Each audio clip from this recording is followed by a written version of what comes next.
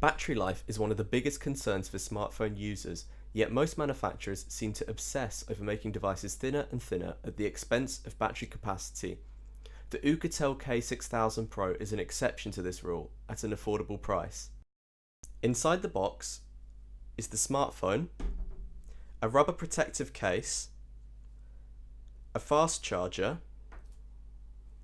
a micro USB charging cable, a USB OTG cable, a SIM ejection tool, a manual, a warranty card, and a screen protector. I like the way it comes with a rubber case so you don't have to buy one. It fits the phone well without adding too much thickness. I also liked how it came with a pre-applied screen protector, however this got really scratched in just a few days. I'd buy a glass screen protector instead.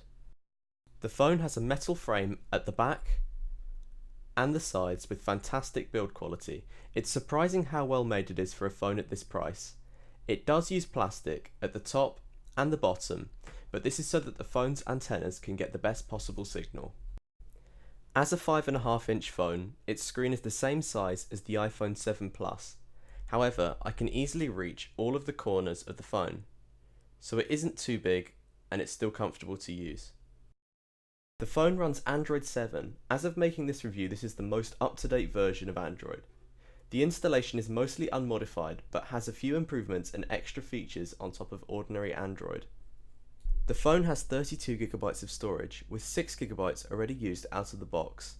I've installed about 15 apps and still have only used 8.5GB, so there's plenty of storage for apps, photos, videos and music. The software is smooth, apps open quickly and scrolling isn't jittery or slow. Of course the speed isn't going to rival that of the iPhone 7 or Samsung Galaxy S8, but it's much better than most budget Android phones. One of the features I really liked is called Gesture Unlock. This allows you to draw a shape on the lock screen and then it opens a custom app. For example, I made it so that if I draw a letter C, it opens the camera app. The limitation is that this only works quickly if you have no lock screen password. If there is a lock screen password, you draw the gesture, then you have to swipe up, type in your code, and only then will it open the app. But if you have no password, you can just do the gesture and it will immediately open the app. If the phone is too large for you, there's a mode called one-handed mode. You turn this on by swiping from left to right at the bottom of the screen. It shrinks down the usable window to be much smaller for right-handed use. You can then turn it off by doing the same gesture in the opposite direction. The biggest advantage of this phone is its large battery. It features a 6000 mAh battery, whereas a typical Android phone will have around a 3000 mAh battery. This means you can expect twice as good battery life compared to typical Android phones. Today I used the phone loads, accumulating 6 hours of screen on time. Despite this, the battery still had 33% battery left over. If you used it for a normal amount of time, you could easily find this phone lasts 2 days before needing a charge. Using the provided charger, you can fast charge the phone. It uses MediaTek Pump Express charging. When I used the USB multimeter, I found that it charged the phone at 9 volts and 1.75 amps, which provides about 16 watts of charging power. This means that it will charge in about 2 hours from completely empty. It supports micro SD cards for expanding your storage. This is added to one of the SIM card slots. Once inserted, tap on Setup on the notification to configure the card.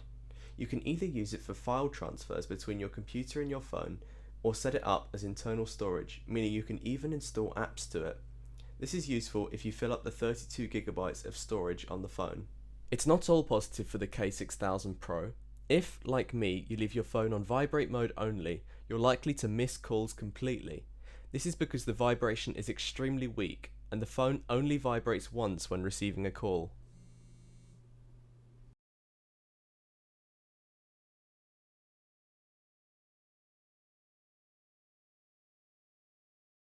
Another negative is its fingerprint reader. I've found it only works 4 out of 5 times in my experience and isn't anywhere near as effective as other fingerprint readers I've used on other phones like the OnePlus 3 or iPhone 6. But overall, I'm really impressed with this phone. It used to be that spending anything less than top prices on Android phones meant that it was slow and had lots of compromises. But this isn't the case with this phone. It has features not even top devices have, like its huge battery, micro SD card slot, an included case and screen protectors.